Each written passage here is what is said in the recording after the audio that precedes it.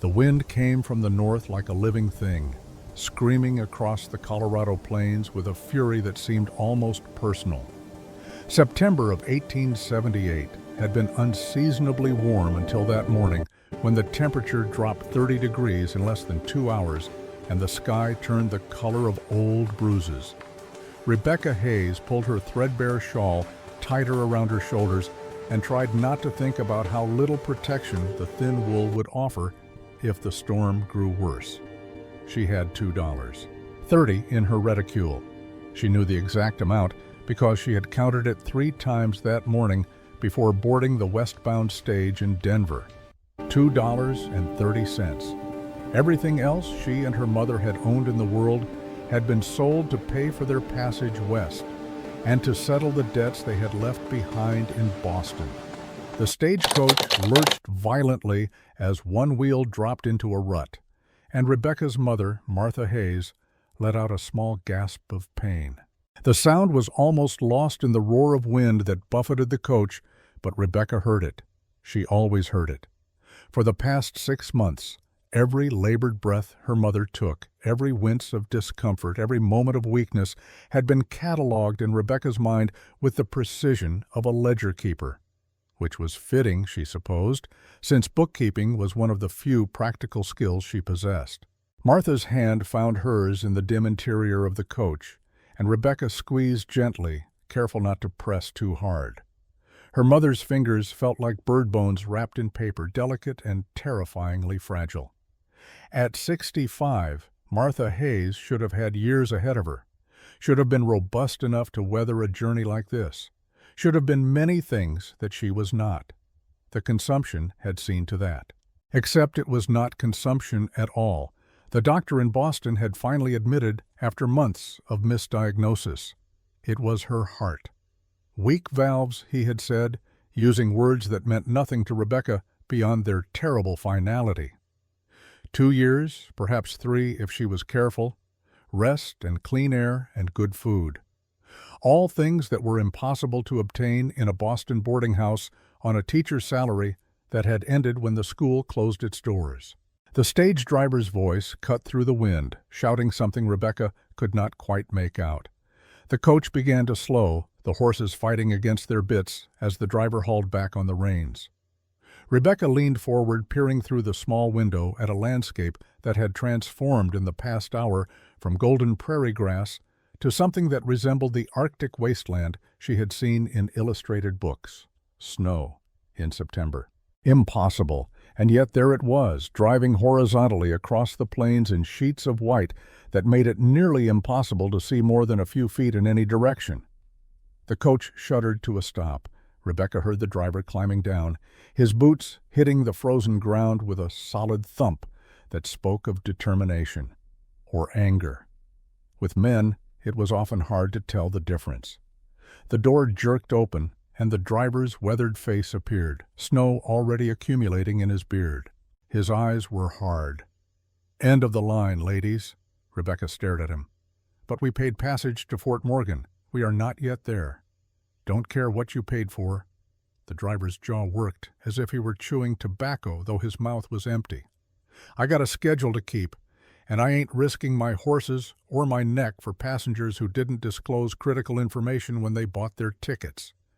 Critical information? Rebecca felt her mother's hand tighten on hers, felt the tremor that ran through the older woman's frame. "Your ma." The driver jerked his chin toward Martha. "She's sick, real sick. I heard her coughing all the way from Denver. That's consumption, if I ever heard it.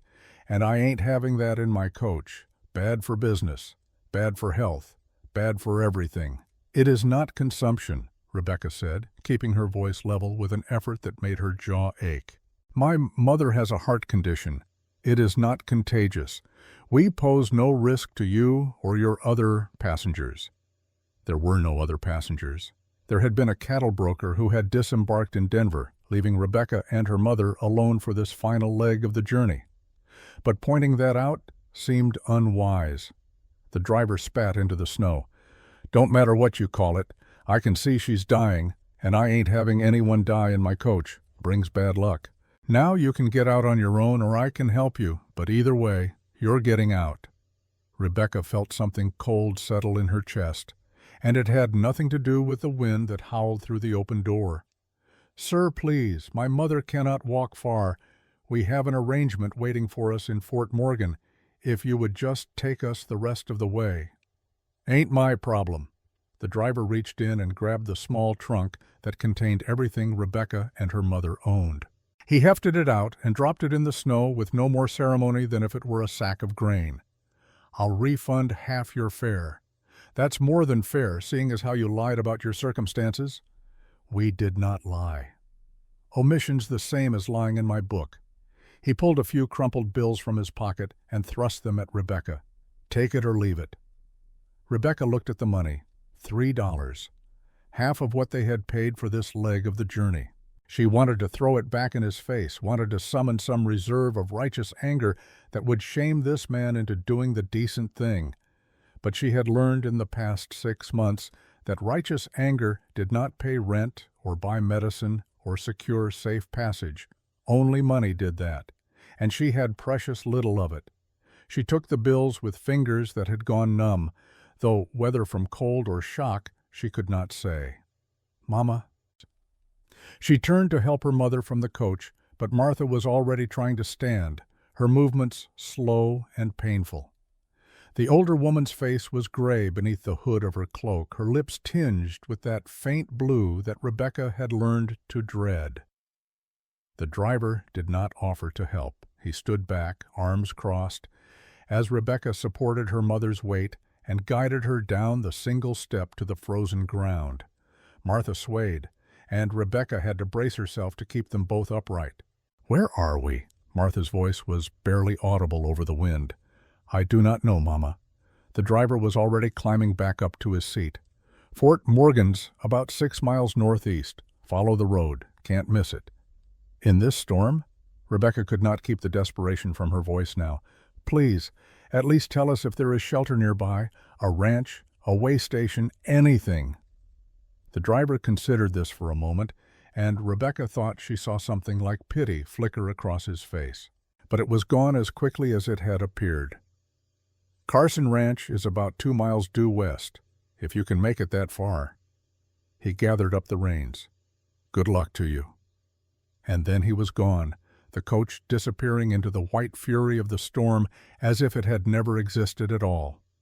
Rebecca stood in the middle of the road, supporting her mother's weight, and felt the cold begin to seep through her clothes. The shawl was useless. Her dress, which had seemed adequate in the mild September air of Denver that morning, was nothing against this onslaught. She could already feel the burn of frostbite beginning in her toes, her fingers. Her mother was shivering violently now, each breath coming in short, painful gasps that Rebecca could hear even over the wind. The blue tinge had spread from her lips to the skin around her mouth. 2 miles. The driver had said the ranch was 2 miles west. But which way was west? The storm had turned the world into a featureless expanse of white. The road was already disappearing under accumulating snow. Even if she could determine the direction, even if she could somehow carry their trunk and support her mother at the same time, even if she did not lose her way in the blinding snow, 2 miles might as well be 200. Her mother would not survive an hour in this cold. Rebecca felt the edges of panic beginning to fray her composure. This could not be how it ended. Not here, not like this. Abandoned in the middle of nowhere by a man who valued his superstitions more than human life. She had endured too much, sacrificed too much, come too far to fail now. She had answered an advertisement in a Boston newspaper 3 months ago. A simple, straightforward notice that a rancher in Colorado Territory sought a wife. Someone practical and educated. Someone willing to work hard and build a life in a place that promised opportunity for those brave enough to seize it. Rebecca had written a careful letter, explaining her circumstances with the honesty that her father had always insisted was the foundation of any worthwhile relationship. She had told Wyatt Carson about her teaching position at the school for underprivileged children, about how the school had closed when their benefactor died, and his heirs chose not to continue his charitable work. She had mentioned her mother's illness, and though perhaps not the full severity of it, and her hope that the clean air and slower pace of frontier life might prove beneficial. She had not mentioned that she had $2.30 to her name. Some things seemed too desperate to commit to paper. Wyatt Carson had written back. His letter had been brief but not unkind. He needed someone who could help run a cattle ranch, someone who would not be frightened by hard work or isolation. He was 32 years old, a widower with no children. He owned 300 acres of grazing land 5 miles outside Fort Morgan. He could offer a home and security in exchange for partnership and companionship. It was not a love letter, but Rebecca had not been looking for love. She had been looking for survival. And now, standing in a blizzard with her dying mother and a trunk that contained everything they owned in the world, survival seemed like a fantasy. "Becca." Her mother's voice was so quiet Rebecca had to lean close to hear it. "Leave me. Take what money we have and go find help." "Absolutely not. I am only slowing you down." Martha's eyes, faded but still sharp with the intelligence that had always defined her, fixed on her daughter's face. "We both know I do not have long regardless. Do not let my stubbornness kill you too." "We are not having this conversation, Mama." Rebecca looked around desperately, hoping for some sign of shelter, some indication of which way to go. But there was nothing. Just wind and snow, and the terrible certainty that making the wrong choice would cost them both their lives. And then, impossibly, she heard it. A voice, deep and male, and coming from somewhere in the white chaos of the storm. "Hello, is someone there?" Rebecca's heart lurched. "Here, we are here. Please help us." She saw movement in the snow, a darker shape resolving itself into the form of a man leading a horse. He was tall, that much she could see even through the storm, broad-shouldered, moving with the kind of certainty that spoke of someone who knew exactly where he was and what he was doing. He reached them in a matter of moments that felt like hours, and Rebecca got her first clear look at him. He wore a heavy coat, a scarf wrapped around the lower half of his face, and a hat pulled low against the wind. But his eyes were visible, and they were the blue of a summer sky, startling against the white backdrop of the storm. "What in God's name are you doing out here?"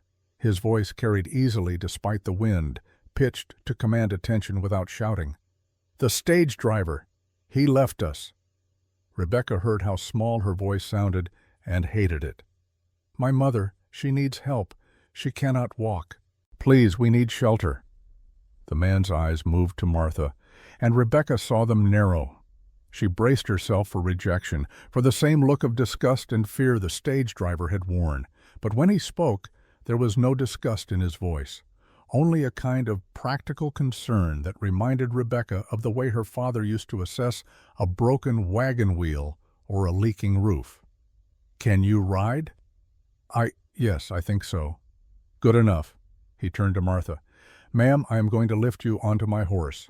He is steady, and I promise you will not fall.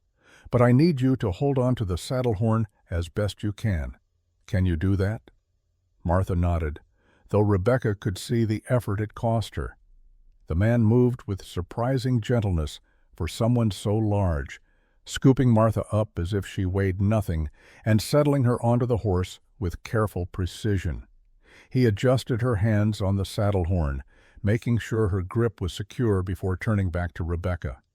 "The ranch is 2 miles west. You are going to walk beside the horse and keep one hand on the saddle. I will lead. Do not let go, no matter what.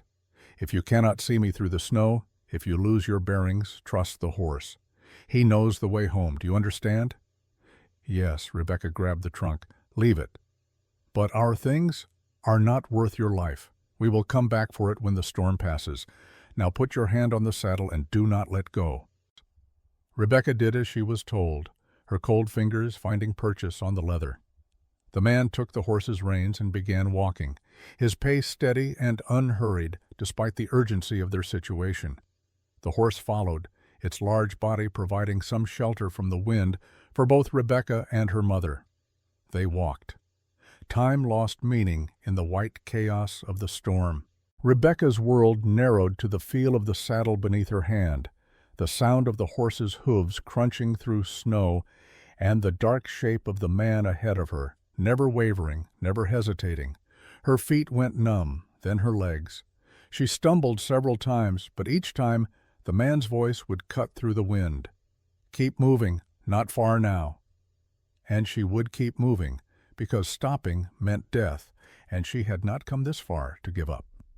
When the shape of a building finally emerged from the snow, Rebecca thought at first that she was hallucinating, but then the man was leading them into a barn, out of the wind, and the sudden absence of that howling fury was so profound it felt like a blessing. The warmth of the barn, heated by the presence of horses and cattle, hit Rebecca like a physical force. She swayed, her grip finally loosening on the saddle now that it was safe to do so. The man caught her before she fell. "Easy. You are all right now. You made it." He steadied her, then turned his attention to Martha.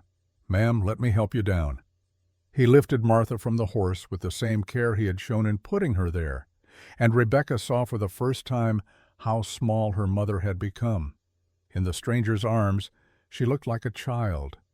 "Can you walk?" he asked Martha. "I can try." "That is all I ask." He set her on her feet, but kept one arm around her shoulders, supporting most of her weight.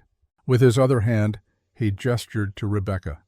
"The house is just across the yard. Stay close." The journey from barn to house could not have been more than 50 feet, but it felt like another epic trek through the wilderness. The wind hit them the moment they left the shelter of the barn, and Rebecca had to lean into it to make any progress at all. But then they were indoors, and a door was slamming shut behind them, and Rebecca found herself standing in a room that was warm and dry and blessedly quiet. She looked around, taking in her surroundings with eyes that were starting to adjust after the blinding white of the storm. It was a simple room, clearly the main living area of the house. A large fireplace dominated one wall, flames crackling cheerfully. A wooden table with 4 chairs occupied the center of the space. A door on the far wall presumably led to other rooms. The furnishings were sparse but well made. Everything was scrupulously clean but entirely without decoration or softness. It was a bachelor's home, functional, and nothing more. The man was already guiding Martha to a chair near the fire, easing her into it with hands that knew how to be gentle. He pulled another chair close and propped her feet up, then grabbed a thick quilt from somewhere and wrapped it around her shoulders. "Do not try to warm up too fast," he said. "Frostbite gets worse if you heat frozen flesh too quickly. Just sit near the fire and let the feeling come back gradually." Martha nodded, her teeth chattering too hard for speech. The man turned to Rebecca. For the first time, she got a clear look at his face without the scarf obscuring it. He was handsome in a weathered sort of way, his features carved by sun and wind into something that spoke of strength rather than classical beauty. His jaw was strong, shadowed with stubble. His mouth was set in a firm line that suggested he was not a man given to easy smiles. But his eyes, those startling blue eyes, held a warmth that his stern expression belied. "You need to get out of those wet clothes," he said. "Both of you. I will get the fire built up higher and put water on for tea. There is a bedroom through that door. You will find dry clothes in the trunk at the foot of the bed. They belonged to my wife. They should fit well enough." "Your wife?" Rebecca heard the question in her voice and wondered at her own rudeness.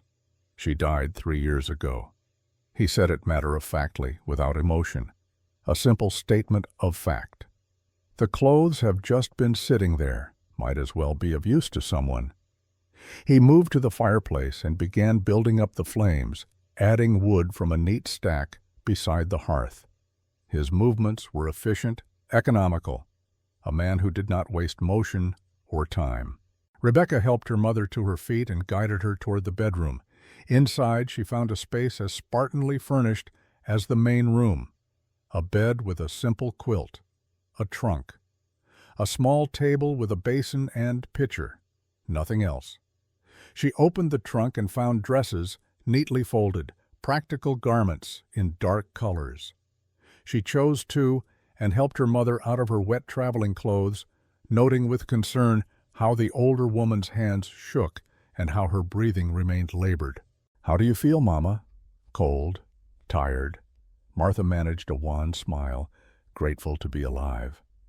Rebecca helped her into the dry dress, then wrapped her in the quilt from the bed before settling her into the single chair the room offered. Only then did she change her own clothes, peeling off wet layers with fingers that were starting to regain feeling, along with a painful, prickling sensation that made her gasp. When they emerged from the bedroom, they found the man had been busy. The fire was roaring now, throwing heat that filled the entire room. A pot of water was heating on a metal rack over the flames. He had set out tin cups on the table, along with what looked like bread and a crock of butter. He looked up as they entered. "Better? Much, thank you." Rebecca guided her mother back to the chair by the fire, then stood awkwardly, unsure what to do with herself.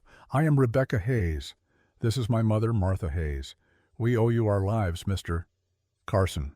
"Wyatt Carson." His eyes narrowed slightly as he studied her face. "Hayes. Rebecca Hayes. You wrote to me 3 months ago about an advertisement I placed." It was not a question, but Rebecca nodded anyway. "Yes, you invited us to Fort Morgan. We were on our way when the storm hit, and the driver, he left us. Because of your mother's illness." Again, not a question. Rebecca lifted her chin, ready to defend, to explain, to do whatever was necessary to keep this man from throwing them back out into the storm. But Wyatt Carson's expression did not hold condemnation, only a kind of weary resignation. "You wrote that she was ill. You did not say how ill." "I wrote that she needed clean air and rest. That is true. It is also not the whole truth." He poured hot water into the cups, added something from a tin that made the steam smell of peppermint, and something else Rebecca could not identify. He brought the cups to the fire, handing one to Martha and one to Rebecca. "Drink. It will help with the cold." Rebecca sipped. The liquid was hot and slightly bitter, but not unpleasant. She felt warmth spreading through her chest, reaching places the fire had not yet touched. Wyatt Carson stood with his back to the fire, arms crossed, studying them both with those blue eyes that seemed to see entirely too much. "Your mother has consumption." "No." Rebecca shook her head firmly. "The doctors confirmed it is her heart. Weak valves. It is not contagious, Mr. Carson. We pose no threat to you." "I did not say you did." He was quiet for a moment, and Rebecca could almost see him working through the implications of their presence. "How long does she have?" The bluntness of the question should have been offensive. Instead, Rebecca found it refreshing. She was tired of euphemisms and careful dancing around the truth. 2 years, perhaps 3 if she is careful. "And you thought coming west would help." "I thought it could not hurt. And I thought—" She stopped, not sure how to finish that sentence. "You thought you had no other options," Wyatt finished for her. Not unkind, simply honest. "Yes." He nodded slowly, as if this confirmed something he had suspected. Then he moved to the table, cut thick slices of bread, and brought them back to the fire. He handed one to Martha, who took it with a murmured thanks, and another to Rebecca. "Eat. Then we will talk about what happens next." They ate in silence. The bread was good, clearly homemade, with a dense texture that spoke of whole wheat flour and skilled hands. Rebecca had not realized how hungry she was until she took the first bite. She had to force herself to eat slowly, to not devour the entire slice in a few bites. Martha managed half of hers before exhaustion overtook hunger. Her eyes were already drifting closed, her head nodding forward. "She needs to rest," Wyatt said. "The bedroom is yours. I will sleep out here." "We cannot take your bed, Mr. Carson." "You can and you will. That is not negotiable." He stood and moved to Martha, scooping her up once again with that surprising gentleness. "Show me where."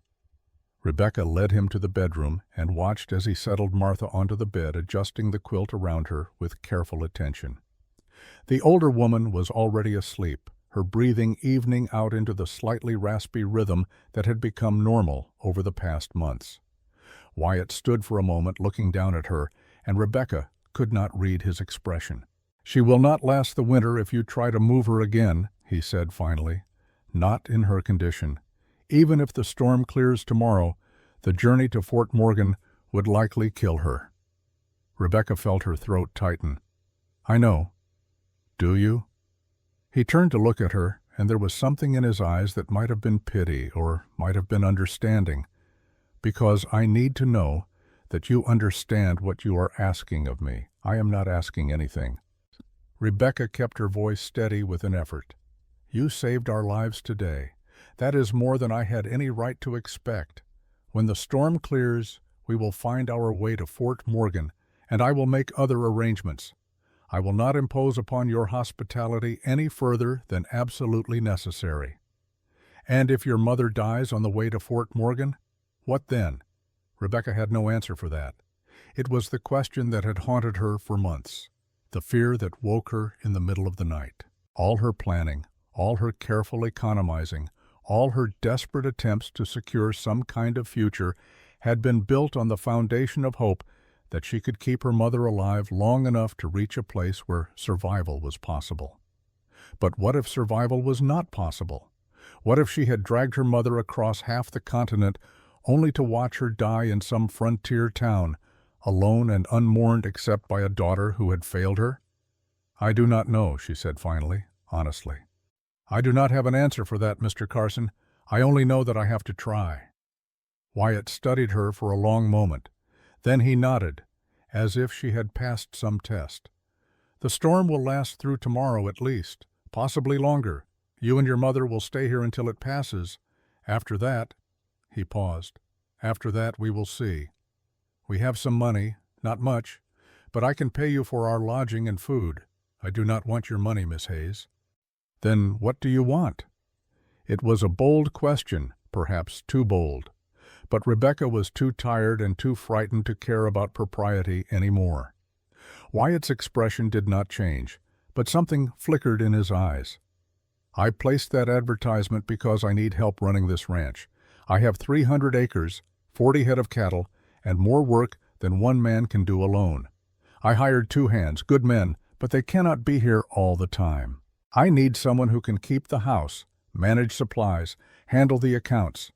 Someone who is not afraid of hard work." "I am not afraid of hard work. I believe you." He moved toward the door, then paused. "But I also need to know that you understand what you would be taking on. This is not an easy life, Miss Hayes. Winters are brutal. Summers are not much better. The nearest town is 5 miles away. There is no society, no culture, none of the things you are accustomed to in Boston. Just work and weather and the constant struggle to keep ahead of debt and disaster." Rebecca thought about the boarding house in Boston with its peeling wallpaper and the smell of boiled cabbage that never quite left the halls. She thought about her mother coughing through the night in a room so small there was barely space for 2 narrow beds. She thought about teaching children who were so hungry they could barely focus on their lessons, working for wages that barely covered their rent. "I am accustomed to struggle, Mr. Carson. The setting may be different, but the fundamentals are the same." He nodded slowly. "We will see. Get some rest, Miss Hayes. Tomorrow we can discuss details." He left, closing the door quietly behind him. Rebecca stood alone in the room, listening to her mother's breathing and the sound of the wind howling outside. She moved to the small window and looked out, but there was nothing to see except the white fury of the storm. Somewhere out there in the snow was the trunk that contained everything she and her mother owned: letters from her father, her mother's sewing kit. The few books Rebecca had not been able to bring herself to sell, all of it might be buried by morning, lost forever, but they were alive. Against all odds, against all reason, they had survived. She thought about Wyatt Carson's question. What did she understand about what she was taking on? More than he might think. She had kept the books for her father's small school before he died. She knew how to track expenses, how to stretch resources, how to make every penny count. She could cook and clean and mend. She could teach. If there were children who needed teaching, she could adapt. She would have to adapt, because the alternative was unthinkable. Rebecca pulled off her borrowed dress and climbed into bed beside her mother, careful not to disturb her. The mattress was surprisingly comfortable, the quilt thick and warm. She could hear movement in the other room, the soft sounds of Wyatt Carson banking the fire and settling in for the night. Tomorrow would bring its own challenges. She would have to prove herself, would have to convince this man who had saved their lives that she could be an asset rather than a burden. She would have to find a way to earn their keep, to justify the space they were taking up in his home. But tonight, for the first time in months, Rebecca allowed herself to feel something that might have been hope. They had survived the storm, and the man who had saved them had not immediately thrown them back out into it. That was more than she had dared to expect. It was, perhaps, enough to build on. Outside, the wind continued to howl, and snow piled against the windows in drifts that would take days to melt. But inside, Rebecca Hayes was warm and dry, and, for the moment, safe. It was a start. Rebecca woke to silence, not the oppressive quiet of a city morning muffled by snow, but a profound stillness that felt almost sacred. For a moment she lay disoriented, unsure where she was. Then memory returned in a rush. The storm. The abandonment. Wyatt Carson carrying her mother through the blizzard like she weighed nothing at all. She sat up carefully, not wanting to disturb Martha, who still slept beside her. Pale morning light filtered through the small window, turning the room silver. The storm had passed. Rebecca dressed quickly in the borrowed clothes, her own garments still damp despite hanging near the fire all night. When she opened the bedroom door, she found Wyatt already awake, standing at the stove with his back to her. The smell of coffee filled the room, rich and dark. He turned at the sound of the door. His hair was still wet, slicked back from his face, and she realized he must have washed at the pump outside despite the cold. His eyes found hers, and for a moment, neither of them spoke. "Your mother?" he asked finally. Still sleeping, the journey exhausted her. He nodded and poured coffee into 2 tin cups. He handed her one without asking if she wanted it, and she accepted it gratefully. The first sip was strong enough to make her eyes water, but the warmth was welcome. The storm dropped 2 feet of snow. Wyatt's voice was matter-of-fact, delivering information without judgment. The road to Fort Morgan will be impassable for at least 3 days, maybe longer if another storm comes through. Rebecca absorbed this, understanding what he was not saying. They were trapped here, at his mercy, dependent on his continued generosity for their survival. "I will work," she said, "whatever needs doing. I will not be a burden." "Did not figure you would be." He took a long drink of his coffee, studying her over the rim of his cup. "But we need to be clear about the situation, Miss Hayes. I cannot afford to take on charity cases. This ranch is barely breaking even as it is. If you stay, you work, and not just cooking and cleaning, though that is part of it. I need someone who can handle the accounts, track inventory, deal with suppliers. Can you do that?" "Yes." Rebecca did not hesitate. "My father ran a school. I kept his books from the time I was 14 until he died. I know double-entry ledgers. I know how to track receivables and payables. I know how to negotiate with merchants." Something that might have been surprise flickered across Wyatt's face. "You kept books for a school?" "A small school. 30 students at most, but yes." She set her cup down on the table. "If you will show me your records, I can review them and tell you where you stand." For a long moment Wyatt said nothing. Then he moved to a shelf on the far wall and pulled down a stack of ledgers and loose papers. He brought them to the table and set them down with a heavy thud that sent up a small cloud of dust. "Have at it."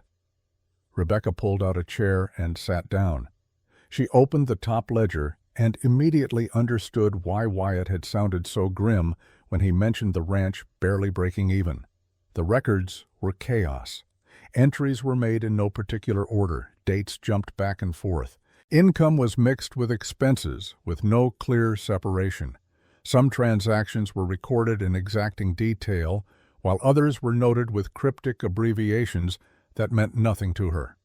Several pages had been torn out entirely, leaving gaps in the narrative of the ranch's finances. But chaos was something Rebecca understood. Chaos could be organized.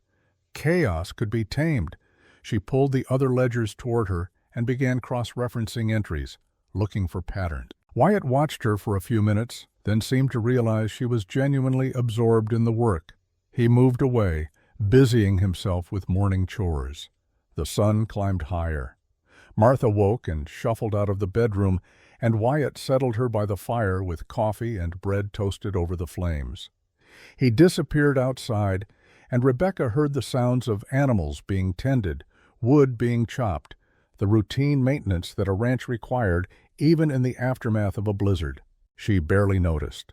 The numbers were telling her a story, and it was not a good one. By the time Wyatt came back inside, stamping snow from his boots, Rebecca had filled 3 pages with notes and calculations. She looked up to find him watching her with an expression she could not quite read. "You have been swindled," she said without preamble. His jaw tightened. "Explain." Rebecca turned one of the ledgers around so he could see. "This entry here, July 15th. You sold 40 head of cattle to a broker named Samuel Thornton for $8 a head. Is that correct?" "Yes." "The market price in Denver for cattle in July was $12 a head. You should have received $480. You received $320. You lost $160 on that single transaction." Wyatt's face had gone very still. "Thornton said prices were down, said he was doing me a favor taking them at all." "Thornton lied." Rebecca flipped to another page. "And that is not the only time. This transaction in May. This one in March. Every time you have dealt with Thornton, you have been underpaid. Over the past year, I calculate you have lost at least $400 to his deception." The silence that followed was profound. Rebecca watched emotions play across Wyatt's face.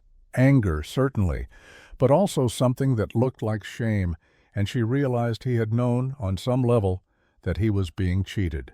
He had simply lacked the knowledge to prove it or the leverage to fight back. "There is more," she said, her voice gentler now. "You owe the bank $870. The note comes due in 6 weeks. If you cannot pay, they will foreclose on the ranch." "I know that." His voice was rough. "Do you know that you have $240 in outstanding debts owed to you?" She pulled out another sheet where she had listed names and amounts. 7 different ranchers and merchants who have not paid you for goods or services.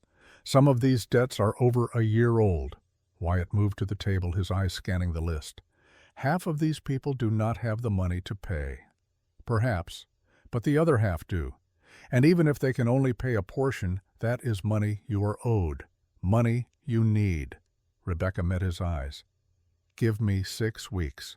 Let me collect what I can, renegotiate what I must, and find a way to keep the bank from taking this ranch. If I fail, my mother and I will leave and you will owe us nothing. If I succeed, we stay. As your employees, not your charity cases." "And if your mother cannot travel in 6 weeks?" It was the question Rebecca had been dreading. She thought about her mother's labored breathing, the blue tinge that never quite left her lips, the way she tired after the smallest exertion. "Then you will have 1 employee instead of 2, she said quietly, "and I will work twice as hard to earn my keep." Wyatt studied her for a long time. Rebecca forced herself to hold his gaze, to show him nothing but determination. She could not afford to show weakness now, could not afford to let him see how terrified she was that she had just made a promise she might not be able to keep. 6 weeks, he said finally, "but I am not a patient man, Miss Hayes. If I see you are failing, if I think you are wasting my time, I will end this arrangement before the deadline. Are we clear?" "Perfectly clear." "Good." He turned away, then paused. "And Miss Hayes, you can call me Wyatt. If we are going to be working together, we can dispense with the formalities." "Rebecca," she said. "Or Becca, if you prefer." He nodded, and she thought she saw the ghost of a smile touch his lips, but it was gone before she could be sure. The days that followed established a rhythm. Rebecca rose before dawn and had coffee ready when Wyatt came in from the barn. While he ate breakfast, she reviewed the accounts, making lists of debts to collect and expenses to reduce. After breakfast, she took over the household tasks while Wyatt worked outside with his 2 hired hands, Miguel and Thomas. She met them on the 3rd day, when the snow had melted enough to allow travel. They were both younger than Wyatt, Miguel perhaps 25, and Thomas no more than 22. Miguel was compact and quick, with dark eyes that missed nothing. Thomas was tall and lanky, with skin the color of rich mahogany and hands that seemed too large for his frame. Both of them looked at Rebecca and her mother with undisguised curiosity but no hostility. And when Martha offered to mend their clothes, patching tears and replacing buttons with skill born of decades of practice, they accepted with a gratitude that was genuine. "Your mother is a fine seamstress," Miguel said to Rebecca one afternoon when he came to pick up his repaired shirts. "In town, men pay good money for work half as good." An idea began to form in Rebecca's mind. That evening, after Wyatt had gone to check the cattle one last time before dark, Rebecca approached her mother. "How much could you charge for mending a shirt or making a new one?" Martha looked up from the sock she was darning, her expression thoughtful. In Boston, the going rate was 15 cents for mending, $1 for a new shirt if I provided the fabric. Out here, I imagine I could charge more. Skilled labor is scarce. Could you handle taking on work, not so much that it would exhaust you, but enough to bring in some income? I could manage a few pieces a week. Martha's eyes were shrewd. You're thinking, we need to earn our way. We cannot live on Wyatt's charity forever, Mama, and we need money of our own, just in case. Just in case Wyatt decided they were too much trouble. Just in case the ranch failed and they needed to move on. Just in case Rebecca's plan to save the ranch fell apart and they found themselves homeless once again. Martha reached out and squeezed her daughter's hand. "You are a good girl, Becca. Your father would be proud of what you are trying to do." Rebecca was not so sure about that. Her father had been an idealist who believed in the power of education to transform lives. He had died poor and disappointed, his dreams unfulfilled. Rebecca was a pragmatist who believed in the power of ledgers and careful planning to prevent starvation. She was not sure which approach was more naive. 3 weeks after the storm, after countless hours reorganizing the ledgers and identifying every debtor, Rebecca borrowed Wyatt's horse and rode into Fort Morgan. It was her first time on horseback in years, and her muscles protested every step of the journey, but she gritted her teeth and endured, because this was too important to delegate. The town was smaller than she had expected, just a collection of buildings clustered around a main street. A general store, a bank, a church, a saloon. The hotel where she and her mother were supposed to have stayed looked weathered and tired, as if even the building was weary of frontier life. Rebecca tied the horse outside the general store and went inside. The proprietor, a round man with suspicious eyes, looked her up and down. "Help you? I am here on behalf of Wyatt Carson. You owe him $60 for cattle he sold you in August." The man's face went red. "Now you hold on just a minute. I paid Wyatt." "You paid him $40. The agreed price was $100. You still owe $60. Rebecca kept her voice pleasant but firm. "I have the original invoice right here." She pulled out the paper, which she had found tucked into one of the ledgers. The proprietor glanced at it and his bluster deflated slightly. "Times have been hard." "Times have been hard for everyone, but debts must be paid, sir. I am willing to accept $30 today and the remaining $30 in 2 weeks. That is more generous than you deserve." He muttered under his breath but went to his cash box and counted out $30. Rebecca took the money, had him sign a receipt for the payment, and left before he could change his mind. She repeated this process at 4 more establishments. Not everyone paid, and not everyone paid in full.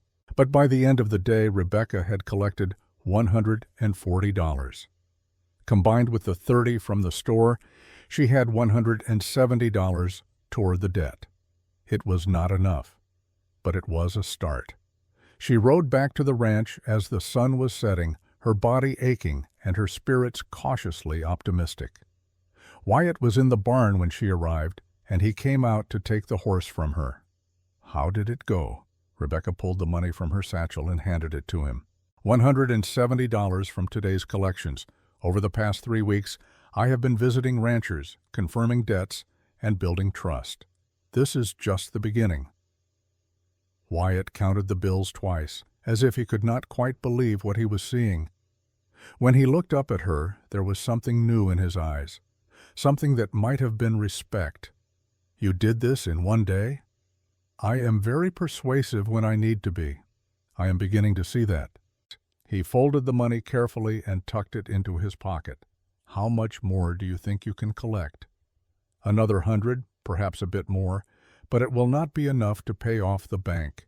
We need another solution. Such as?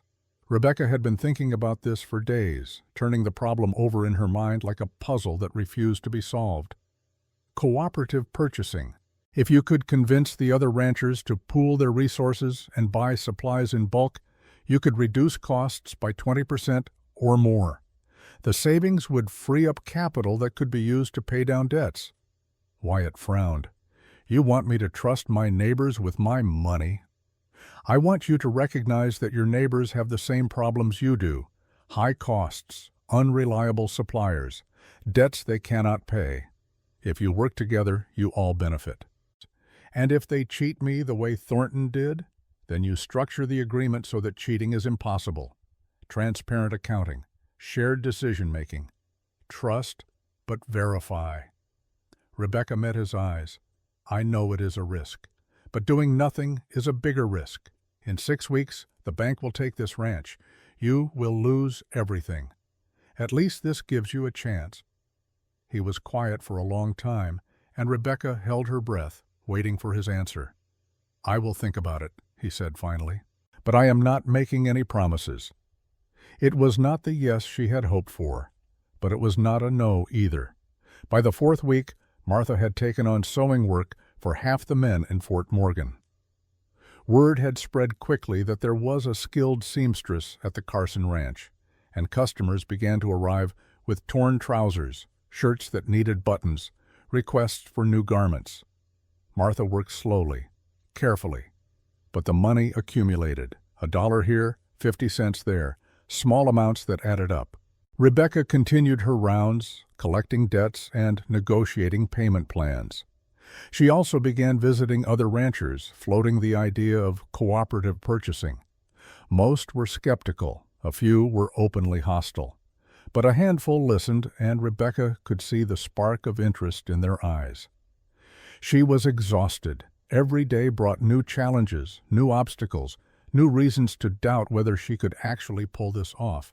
But every day also brought small victories, a debt paid, a rancher who agreed to consider the cooperative, her mother's smile when she finished a particularly difficult piece of mending. And every day brought more time with Wyatt. It started small.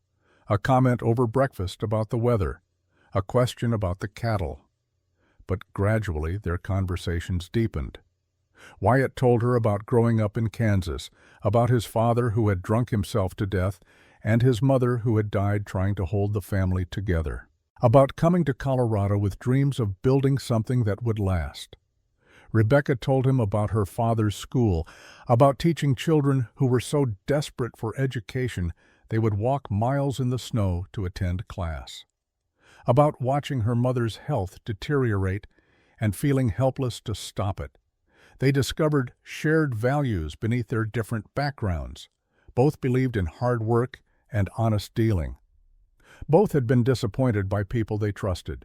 Both were trying to build something meaningful from the wreckage of their pasts.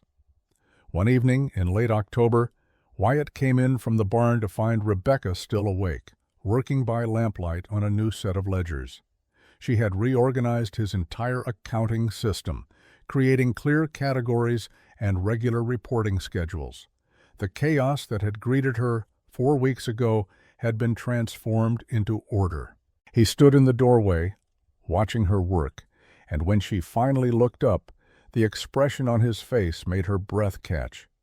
"You are going to ruin your eyes working in this light," he said. "I am almost finished." He moved closer, and Rebecca caught the scent of him. Horses and leather and something else, something clean and masculine that made her pulse quicken. "You have done more in 4 weeks than I managed in 3 years," he said quietly. "I want you to know that I see it. I see how hard you are working, and I am grateful. I told you I would not be a burden. You are not a burden, Becca. You are—" He paused, seeming to search for the right word. "You are necessary. I did not realize how much I needed help until you showed me what competent help looks like." It was not a declaration of love, but from Wyatt Carson, a man who measured his words as carefully as he measured grain for the horses, it was significant. "Thank you," Rebecca said. "That means more than you know." He nodded and stepped back, breaking the moment. "Get some sleep. Tomorrow is going to be a long day." He was right.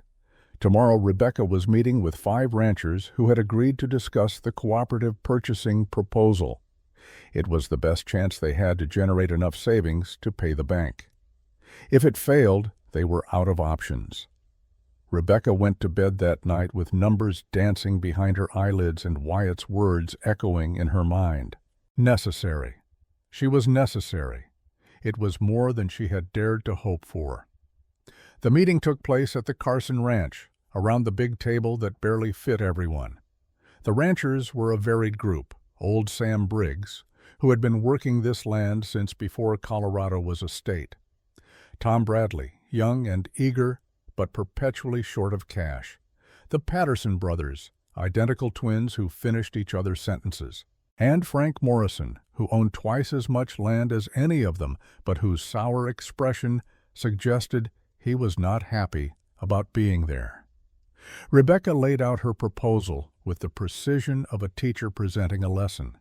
She showed them her calculations, explained how bulk purchasing would reduce costs, outlined a system of shared accountability that would prevent fraud. The men listened, some more attentively than others. "And who would manage this cooperative?" Morrison's voice was sharp. "Who would hold the money and make the purchases?"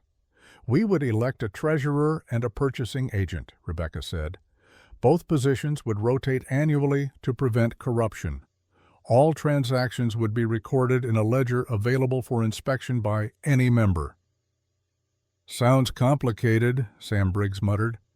"It is simpler than going bankrupt because you cannot afford supplies," Rebecca countered, "which is where most of you are headed if nothing changes."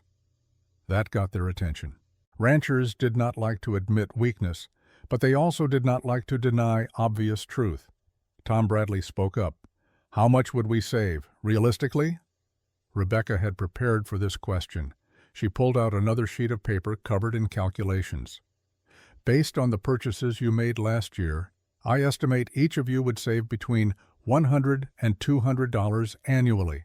For some of you, that is the difference between keeping your land and losing it." The room went quiet. Men who had been skeptical were now doing math in their heads, calculating what those savings would mean for their own operations. Morrison stood abruptly. "This is a waste of time. You are asking us to trust each other with our money based on the word of some woman from Boston who has been here less than a month. For all we know, she is planning to steal everything and disappear." Rebecca felt anger flash through her, but before she could respond, Wyatt was on his feet. "That is enough, Morrison. I am just saying what everyone is thinking. No, you are being a jackass." Wyatt's voice was calm, but there was steel beneath it. "Miss Hayes has collected more money in 4 weeks than I managed in 4 years. She has reorganized my accounts, negotiated better prices with suppliers, and created a system that actually works. If you are too stubborn or too stupid to see the value in that, you can leave. But do not insult her intelligence or her integrity in my house." The silence that followed was absolute. Morrison's face had gone red, but he sat back down without another word. Sam Briggs cleared his throat. "I am willing to try it for 6 months. If it works like she says, we continue. If not, we go back to the old way." "I am in," Tom Bradley said. The Patterson brothers conferred in whispers, then nodded. "We are in too." All eyes turned to Morrison. He looked like he wanted to argue, but Wyatt's steady gaze seemed to rob him of the will to fight. "Fine," he said finally. 6 months. But if this goes sideways, it is on you, Carson." "I can live with that," Wyatt said. They spent the next hour working out the details. Rebecca took notes, drafting a simple agreement that each man would sign. By the time they left, the cooperative had its first 5 members and a plan to make their first bulk purchase the following week. After they were gone, Rebecca sagged into her chair, exhausted but triumphant. Wyatt brought her coffee and sat down across from her. "You handled Morrison well. You handled him better. He is a bully. Bullies need to be stood up to." Wyatt took a sip of his coffee, but he was not entirely wrong. "You have only been here a month. People do not know you yet. They do not trust you. Do you trust me?" The question hung between them, heavier than Rebecca had intended. Wyatt met her eyes. "Yes, I do. I do not know when it happened, but somewhere along the way, you stopped being a stranger I was helping and became someone I rely on. He paused. "Someone I am glad is here." Rebecca felt warmth spread through her chest that had nothing to do with the coffee. "I am glad to be here, even with Morrison and his skepticism. Especially with Morrison. You need challenges to prove yourself. Easy victories do not mean anything." They sat in comfortable silence for a while, drinking their coffee and watching the fire. Outside, the sun was setting, painting the sky in shades of orange and pink that seemed impossible in their intensity. "How much do we still need for the bank?" Wyatt asked finally. Rebecca pulled out her latest calculations. "With the money I collected and the savings from the cooperative's first purchase, we should have $700 by the deadline. We are still short $170. That is a lot of money to find in 2 weeks." "I know." Rebecca had been losing sleep over this problem. She had collected every debt she could reasonably expect to collect. Martha's sewing brought in a few dollars a week, but not enough to close the gap. The cooperative savings would help, but not immediately. They needed a miracle, or they needed to get creative. "What if we sold something?" Rebecca said slowly, an idea forming. "Something valuable that you do not need." "I have already sold everything I can spare. The only things left are the cattle I need for breeding and the horses I need for work." "What about land? You have 300 acres. What if you sold a portion?" Wyatt's expression darkened. "I am not selling land. That is what I am trying to save." 20 acres, Rebecca pressed. "Just enough to raise the money we need. You would still have 280 acres, more than enough to support the cattle you have." "No." "Wyatt, be reasonable." "I am being reasonable. Every acre I sell is an acre I will never get back. Land is what matters out here, Becca. It is the only thing that lasts." He stood abruptly. "I need to check on the stock." He left before she could argue further, and Rebecca sat alone at the table, frustration warring with understanding. She knew why the land mattered to him. It was his legacy, his proof that he had built something worthwhile. Asking him to sell it was like asking him to amputate a limb. But if they lost the ranch, the land would not matter anyway. That night, Rebecca could not sleep. She lay awake, running through every possible solution and finding each one lacking. They needed money they did not have and could not earn fast enough. There had to be something she was missing, some angle she had not considered. She was still awake when she heard her mother cry out. Rebecca was out of bed and across the room in seconds. Martha was sitting up, clutching her chest, her face contorted in pain. The blue tinge around her lips had spread, and her breathing came in short, desperate gasps. "Mama!" Rebecca tried to help her lie back down, but Martha gripped her arm with surprising strength. "Cannot breathe," she managed. "Becca, I cannot breathe." Terror flooded through Rebecca. This was worse than the episodes her mother had experienced before. This was the thing the doctor had warned them about, the crisis that meant the end was near. She ran to the door and shouted for Wyatt. He appeared almost immediately, as if he had been awake too. One look at Martha, and he was moving, pulling on his coat. "I will get the doctor. Keep her calm." He was gone before Rebecca could respond, disappearing into the night on horseback. Rebecca returned to her mother, holding her hand, whispering reassurances she did not believe. "You are going to be fine, Mama. The doctor will come and he will give you something and you will be fine." But Martha's eyes said she knew better. The older woman's breathing was getting shallower, each breath a struggle. "Becca," her voice was barely a whisper, "my sewing money, in the blue tin, take it, use it for the bank. Do not talk like that, you are going to be fine. Listen to me." Martha squeezed her daughter's hand. "I have $40 saved. It is not much, but it will help. Promise me you will use it." "I promise. But you are not dying, Mama. You're going to get better, and we are going to stay here, and everything is going to be all right." Martha's smile was sad and knowing. "You always were a terrible liar, my girl."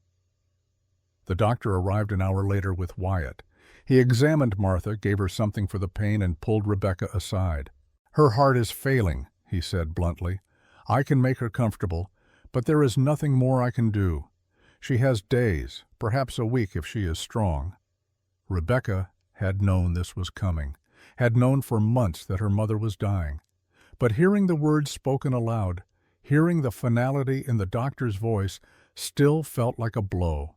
She thanked him, paid him with money they could not afford to spend, and returned to her mother's side.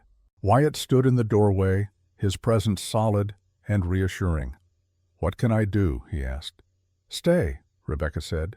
"Just stay." He stayed. All through that long night, Wyatt sat with them, occasionally adding wood to the fire or bringing water.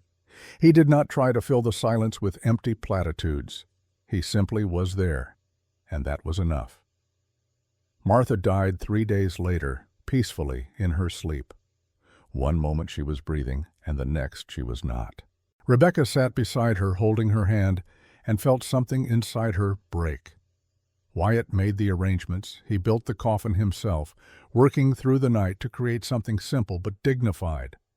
They buried Martha on a rise overlooking the ranch, in a spot where you could see the mountains in the distance. Only 4 people attended the service: Rebecca, Wyatt, Miguel, and Thomas. The minister from Fort Morgan said a few words about dust and ashes and eternal rest. Rebecca stood dry-eyed through it all, too numb for tears. Afterward, when everyone else had gone, Wyatt found her still standing by the grave. "She was proud of you," he said quietly. "I could see it in the way she looked at you. She knew you would be all right." "I am not sure I will be." "You will, because you are strong enough to survive anything." He paused. "I am sorry you had to lose her to learn that." Rebecca finally let herself cry then, and Wyatt held her while she sobbed, his arms steady and sure. When she had no tears left, she pulled back and wiped her eyes. "There is a blue tin in the bedroom. My mother saved $40 from her sewing. She wanted it to go toward the bank payment." Wyatt shook his head. "Keep it. Use it for yourself." "I cannot. She made me promise." "Then we will honor her promise, but not because we need the money, because it was important to her." He tilted her chin up so she had to look at him. "You have done everything you said you would do, Becca. You collected the debts. You organized the cooperative. You saved this ranch. The fact that we are still short is not your failure. It is just bad luck and bad timing. So what do? We keep fighting. We find another way." His eyes were fierce. "And we do not give up, not on this ranch and not on each other." It was the closest Wyatt had come to expressing what was growing between them. Rebecca felt her heart skip. "All right," she said. "We keep fighting." They walked back to the house together as the sun set behind them, painting the sky in colors that Martha would have loved. The week after Martha's funeral, Rebecca threw herself into work with a desperate intensity. She rose before dawn and worked past midnight, organizing the cooperative's first bulk purchase, collecting final debts, searching for any possible way to close the gap between what they had and what they owed. The bank deadline loomed like a thundercloud on the horizon. 5 days before the payment was due, Rebecca sat at the kitchen table surrounded by ledgers and receipts, adding the same numbers for the 20th time and getting the same answer. $740. They were $130 short. She had failed. The realization settled over her like a weight. After everything she had done, all the debts she had collected, all the careful planning and negotiation, it was not enough. In 5 days, the bank would foreclose. Wyatt would lose the ranch, and she would be homeless again, this time without her mother, without prospects, without hope. The door opened and Wyatt came in, bringing cold air and the smell of horses.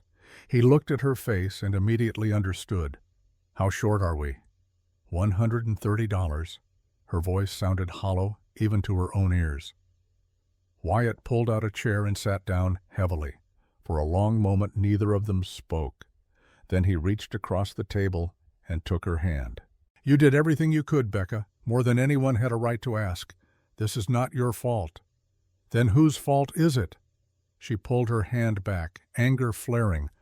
"I promised you I would find a way. I gave you my word, and I failed." "You did not fail. The situation was impossible from the start. I was drowning in debt before you arrived. At least now I know exactly how deep the water is." His calm acceptance of defeat made her anger burn hotter.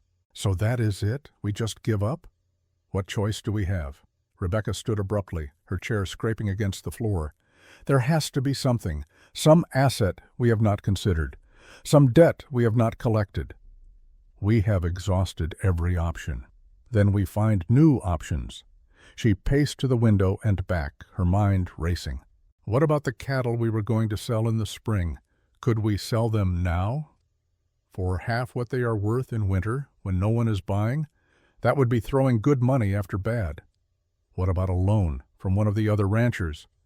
"They are all as strapped as I am. That is why they joined the cooperative." Rebecca wanted to scream, wanted to overturn the table and scatter all those carefully organized papers across the floor.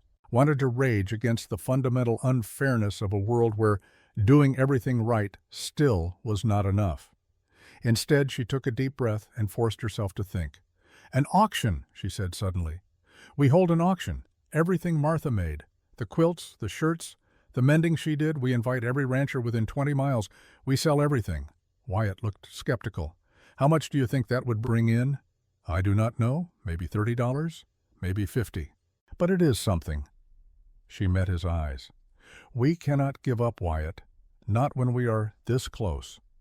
Something in her voice must have reached him because his expression softened.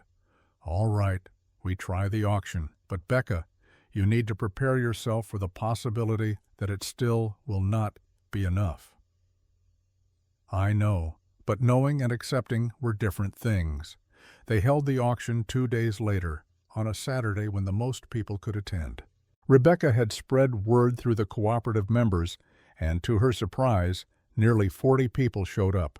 Ranchers and their wives, townspeople from Fort Morgan, even a few travelers passing through who heard about it and stopped out of curiosity. Rebecca had laid out everything Martha had made.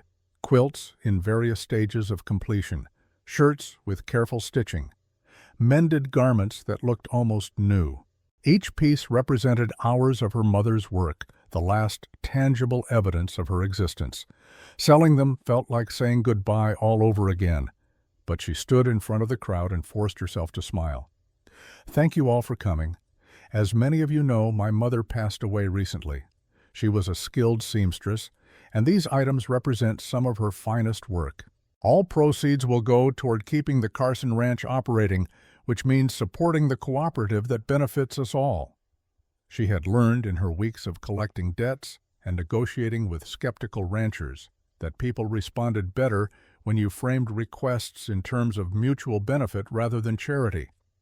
The bidding started slowly. A quilt went for $2, a shirt for 50 cents.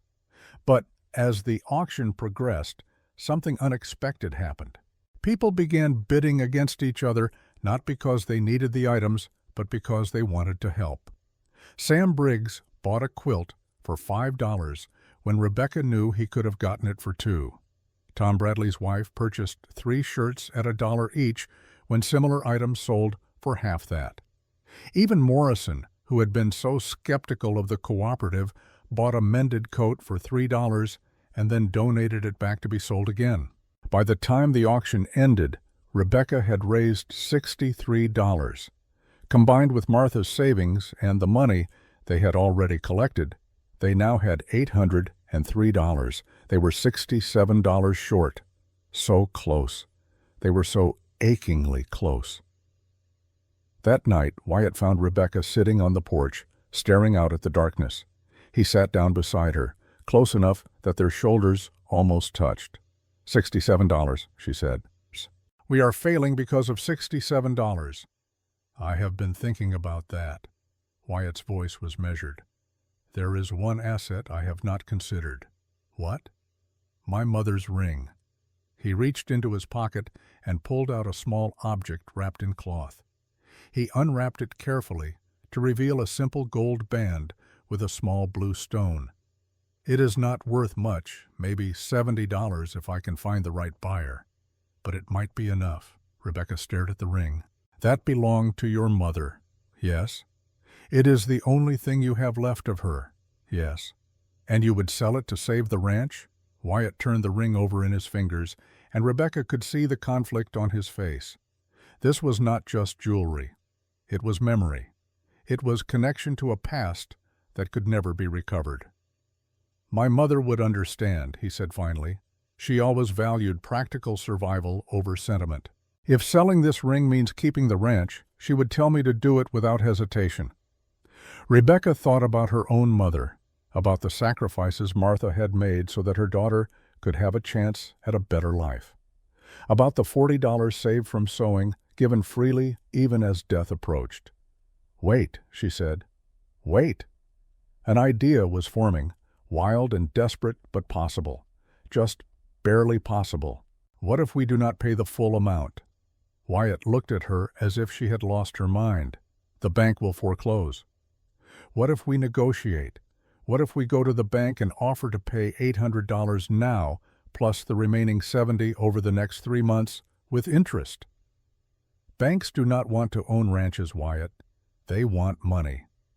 If we can convince them that they will get more in the long run by working with us rather than foreclosing, they might agree. That is a lot of ifs. Do you have a better idea? He did not. The next morning, they rode into Fort Morgan together. The bank was a solid brick building that radiated permanence and authority. Inside, everything was polished wood and brass fixtures, designed to intimidate borrowers and remind them of their place in the financial hierarchy. The bank manager, a thin man named Whitmore, with wire-rimmed spectacles, and the expression of someone who had tasted something sour, looked up as they entered. Mr. Carson, I assume you are here about the payment due tomorrow. We are. Wyatt set a canvas bag on the desk. We have $800. We would like to discuss terms for the remaining $70. Whitmore did not even open the bag. The terms were clear when you signed the note, Mr. Carson. $870 due in full by November 15th. No extensions, no partial payments. We are not asking for charity, Rebecca said, stepping forward. We are proposing a business arrangement that benefits both parties. Whitmore's gaze shifted to her, his expression dismissive. And you are? Rebecca Hayes. I manage Mr. Carson's accounts. She pulled out a folder containing the ledgers she had reorganized. As you can see here, the ranch's financial position has improved significantly over the past 2 months. Income is up 30%. Expenses are down 20%. The ranch is now profitable. That is irrelevant if the debt is not paid. On the contrary, it is entirely relevant. A profitable ranch can repay its debts with interest. A foreclosed ranch generates no income at all. Rebecca opened the ledger to a page of projections she had prepared. If you foreclose, you take possession of a property in winter. When land values are at their lowest, you will need to maintain the property until spring, pay property taxes, deal with weather damage. By the time you sell, you might clear $700 if you are lucky. Whitmore's expression suggested he was not used to being lectured on banking by women, but he was listening. Rebecca pressed her advantage. If you accept our proposal, you get $800 today, plus $70 over 3 months, with an additional $10 in interest. That is $880 total, more than you are owed, and you avoid all the headaches of property management. The terms of the loan were clear. The terms were also written before we improved the ranch's financial position. Circumstances have changed, Mr. Whitmore. Surely the bank can be flexible when presented with a better deal. Whitmore removed his spectacles and polished them slowly. Rebecca recognized the gesture as a delaying tactic, a way to think without appearing uncertain. Finally, he put his spectacles back on and fixed her with a stern look. 5 months, not 3. And $15 in interest, not 10. And if you miss a single payment, I foreclose immediately with no further negotiation. It was more than Rebecca had hoped for. Acceptable. I will need Mr. Carson's agreement in writing. Wyatt, who had been silent through the entire exchange, stepped forward. Where do I sign? 20 minutes later, they walked out of the bank with a new promissory note and the relief of people who had been granted a reprieve from execution. Wyatt helped Rebecca onto her horse, and they rode in silence for the first mile. Then Wyatt started laughing. It began as a chuckle, but grew into full-bodied laughter that shook his entire frame. Rebecca stared at him, wondering if the stress had finally broken something in his mind. What is so funny? You. He wiped his eyes. You walked into that bank and lectured Whitmore on financial management like you were his superior. I thought he was going to have an apoplexy. I was simply presenting the facts. You were magnificent. Wyatt's laughter subsided, but his smile remained. I have never seen anyone handle him like that. He is used to intimidating people, and you did not even flinch. Rebecca felt warmth spread through her chest. I have dealt with plenty of pompous men who think women are incapable of understanding numbers. Whitmore is not special. No, but you are. The words hung between them, weighted with meaning that went beyond gratitude for saving the ranch. They rode in silence for another mile before Wyatt spoke again. I have something I need to show you. He led her off the main road, following a narrow path that climbed gradually into the foothills. The landscape opened up as they ascended, revealing views that took Rebecca's breath away. Rolling plains stretched to the horizon, broken only by the occasional stand of trees or outcropping of rock. Above them, the mountains rose like ancient guardians, their peaks touched with snow that gleamed in the afternoon sun. Wyatt stopped at a high point where the entire valley was visible. He dismounted and helped Rebecca down, then walked to the edge of the overlook. This is my favorite spot on the whole ranch, he said. I come here when I need to think, when I need to remember why I am fighting so hard to keep this place. Rebecca stood beside him, understanding without words why this spot mattered. From here you could see the scope of what Wyatt had built, the ranch house, small in the distance, the barn and corrals, the cattle grazing in winter pastures, evidence of human persistence in a landscape that did not yield easily. I never planned to care about anyone again, Wyatt said abruptly. After Anna died, I told myself it was easier to be alone, safer, no one to disappoint, no one to lose. He turned to face her, and Rebecca saw vulnerability in his eyes that she had never seen before. Then you showed up in a blizzard with your dying mother and your $2 and your absolute refusal to give up, and suddenly being alone did not seem safer anymore. It just seemed lonely. Rebecca's heart was pounding so hard she was certain he could hear it.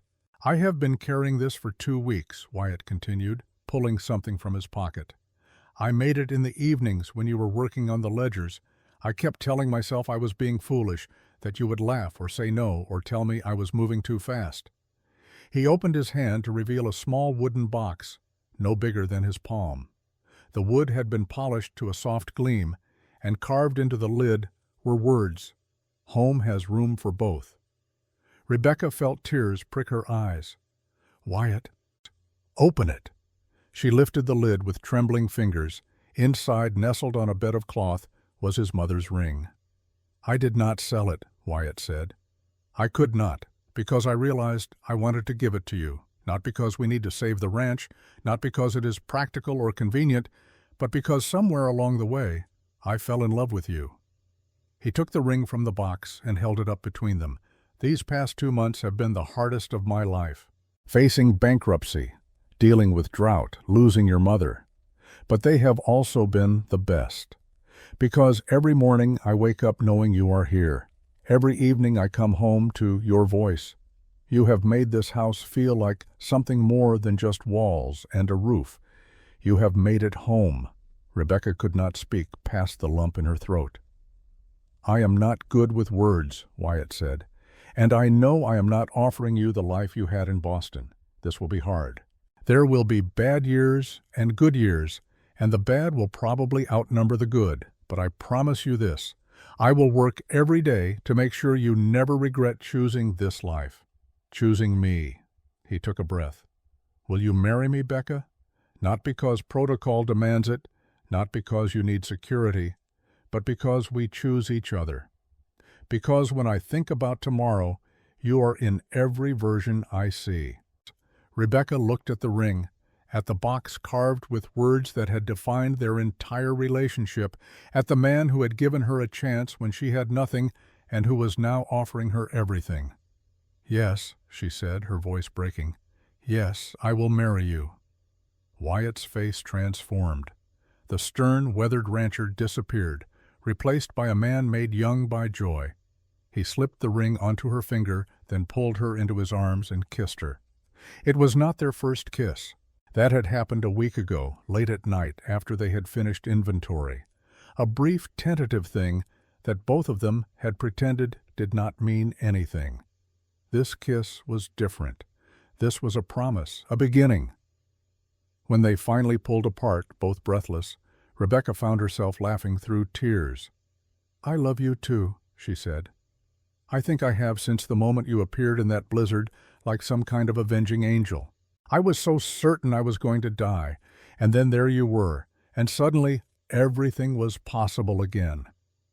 They stood on the overlook as the sun moved across the sky, talking about the future they would build together, about children they might have, about expanding the ranch, about the school Rebecca wanted to start for the children of the cooperative members, about everything that mattered and nothing that did not. 3 weeks later, on a cold December morning, they married in the small church in Fort Morgan. The ceremony was simple, attended by the cooperative members and their families, by Miguel and Thomas in their best clothes, by half the town who had heard about the auction and wanted to see how the story ended. Reverend Morris, a kindly man with white hair and kind eyes, spoke about partnership and perseverance, about how the strongest marriages were built not on romance, but on mutual respect and shared purpose. When he asked if Rebecca took Wyatt to be her husband, she said, I do, with a voice that carried to the back of the church. When he asked if Wyatt took Rebecca to be his wife, Wyatt's I do was quiet, but absolute. They sealed it with a kiss, and the church erupted in applause. The celebration afterward was held at the ranch, with tables of food that people had brought and music from a fiddle player who lived 3 ranches over. They danced despite Wyatt's protests that he had 2 left feet, and Rebecca did not care that he stepped on her toes because his arms were strong and sure and home. That night, in the house that was now theirs together, Wyatt carried her over the threshold with exaggerated ceremony that made her laugh. He set her down gently, and they stood together in the main room that had been the site of so many negotiations and arguments and quiet moments of growing connection. No regrets? Wyatt asked. None. Rebecca reached up to cup his face. This is exactly where I am meant to be. The winter that followed was harsh, but they weathered it together. The cooperative made its first bulk purchase and saved every member an average of $140. Word spread, and by spring, 12 ranches had joined. Rebecca made the payments to the bank on time, every time, with 15 cents extra just to see Whitmore's expression when she handed him more than required. In March, as the snow melted and the first wildflowers began to bloom, Rebecca discovered she was pregnant. She told Wyatt on a Sunday morning, catching him as he came in from the barn. He froze, the bucket of milk in his hand forgotten. A baby? A baby. Rebecca could not stop smiling. "Are you happy?"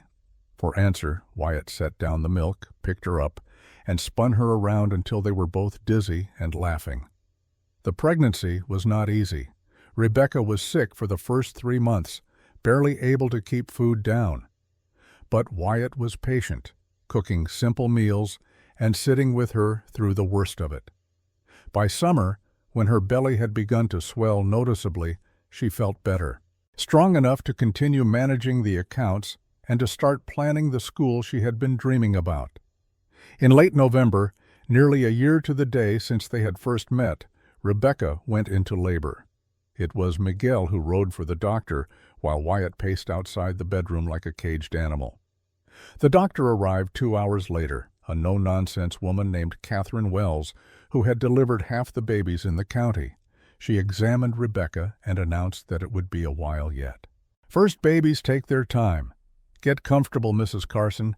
This is going to be a long night." She was right. The labor stretched through the night and into the next day. Rebecca had never experienced pain like this. Waves of agony that built and crested and broke over her in relentless succession. But between contractions, when she could think, she found strength in unexpected places, in the memory of her mother who had endured this 3 times and never complained. In Wyatt's presence just outside the door, his quiet voice telling her she was strong, she was brave, she could do this. In the knowledge that everything she had survived, every hardship she had endured, had brought her to this moment. Dr. Wells was calm throughout, offering encouragement and practical advice. "That's it, Push. Good. Rest now. Again on the next one." The final push came as dawn broke on the second day. Rebecca felt something tear inside her, pain so intense the world went white. Then Dr. Wells was saying, "It's a boy, he's perfect, you did it." And there was crying, thin and angry and beautiful. Wyatt came in before Rebecca had even caught her breath, his face a mask of concern. "Are you all right? Is she all right?" "She's fine," Dr. Wells said, "strong as an ox. Here, hold your son." She placed a tiny bundle in Wyatt's arms, and Rebecca watched her husband's face transform as he looked down at their child. Watched him count tiny fingers and toes. Watched him touch the shock of dark hair with wonder. "He looks like you," Wyatt said, his voice rough with emotion. "He has your eyes," Rebecca countered, though truthfully the baby's eyes were still the unfocused blue of all newborns. They named him William after Rebecca's father. William Carson, born in a ranch house in Colorado to parents who had met in a blizzard and built a life from nothing. The recovery was harder than the labor. Rebecca hemorrhaged in the hours after birth, bleeding so much that Dr. Wells' calm expression finally cracked into concern. "I need to stop this bleeding," she said, her hands moving with quick efficiency. "Wyatt, I need you to hold her down. This is going to hurt." It did hurt. Rebecca bit down on a leather strap to keep from screaming as Dr. Wells packed and stitched and did things that felt barbaric. She felt herself getting weaker, the room darkening at the edges. Through it all, Wyatt held her, his voice steady even though she could hear the fear beneath it. "Stay with me, Becca. Stay with me. I need you. William needs you. You have to fight." And she did. She fought against the darkness that wanted to pull her under, fought to stay conscious, fought to keep breathing. Finally, after what felt like hours but was probably less than one, Dr. Wells sat back. "The bleeding has stopped. She'll live, but she needs rest and no more children. Her body won't survive another pregnancy." Rebecca heard the words through a fog of exhaustion and pain. no more children. William would be an only child then. She found she did not care. She had her son and her husband and her life. Everything else was negotiable. She slept for 2 days, waking only to feed William and drink the broth Wyatt pressed on her. When she finally emerged from the bedroom on shaky legs, she found the house transformed. Quilts she did not recognize hung on the walls. A new rocking chair sat by the fire. The cooperative members and their wives had come while she slept, bringing gifts and food and help. They would not leave, Wyatt said, supporting her as she lowered herself into the rocking chair. Every time I tried to send them home, someone else would arrive with bread or a blanket or an offer to chop wood.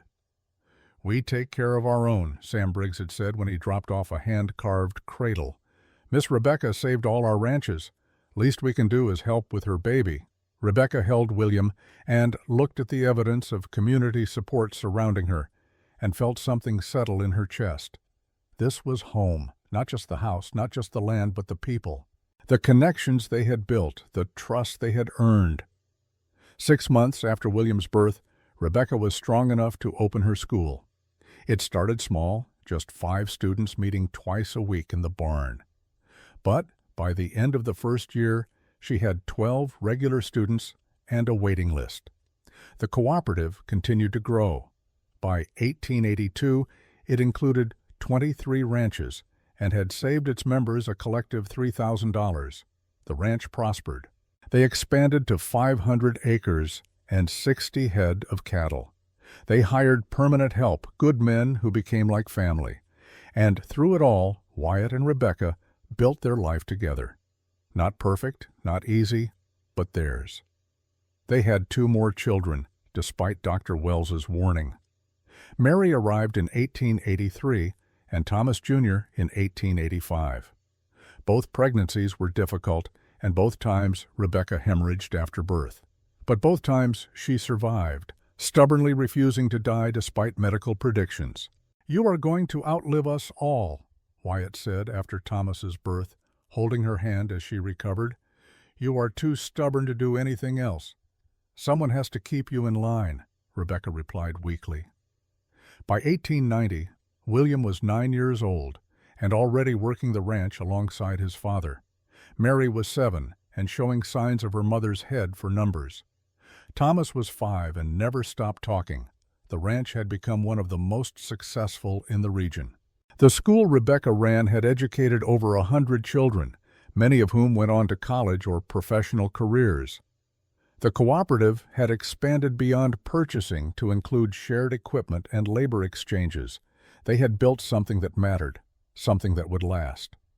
In 1910, on a warm spring evening, Wyatt and Rebecca sat on the porch of the house they had expanded 3 times. They were no longer young. Wyatt was 64, his hair gone entirely gray. Rebecca was 58, her hands marked by years of work but still steady. 7 grandchildren played in the yard, supervised by William and his wife. Mary lived in town with her husband, a lawyer, but visited every Sunday. Thomas had taken over the day-to-day management of the ranch, freeing Wyatt to slow down finally. 31 years, Wyatt said, watching the sunset paint the sky in shades of orange and pink. "Since the day I found you in that blizzard." 31 years since you said your home had room for both of us. Rebecca leaned against his shoulder. "Best decision you ever made." "Best decision we both made." They sat in comfortable silence, the kind that only comes after decades of partnership. The ranch spread out before them, a testament to everything they had built together. "Do you ever regret it?" Wyatt asked. "Leaving Boston? The life you might have had?" Rebecca considered the question, though she knew the answer. "Not for a single moment. This is the life I was meant to have. You are the man I was meant to love." She looked at their grandchildren, at the ranch that had almost been lost to debt, but now thrived, at the community they had helped build. "We made something good here, Wyatt, something that will outlast us." "We did." He took her hand, the one that still wore his mother's ring.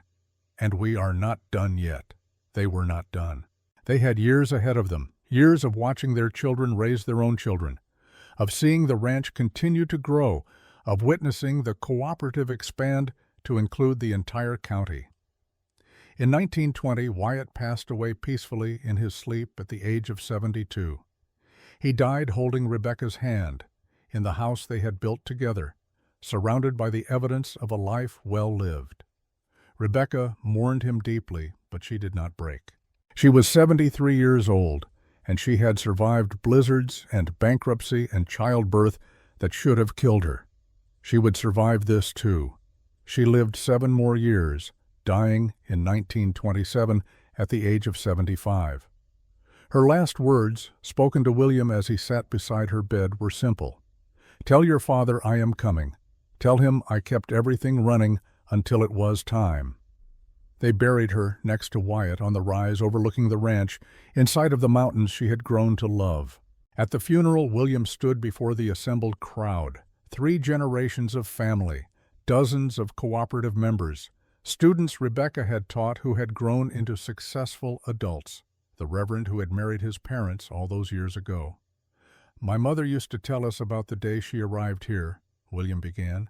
"She was 26 years old, her mother was dying, and she had $2.30 to her name. A stranger found her in a blizzard and brought her home. But instead of accepting charity, she insisted on earning her place." He pulled out a small wooden box worn smooth by decades of handling. "My father made this for her when he proposed." The words carved here became the foundation of their marriage. Home has room for both. Not just room for her, but room for both of them. Partnership, equality, mutual respect. William opened the box to show his mother's ring, still gleaming despite its age. "They taught us that love is not about grand gestures or perfect romance.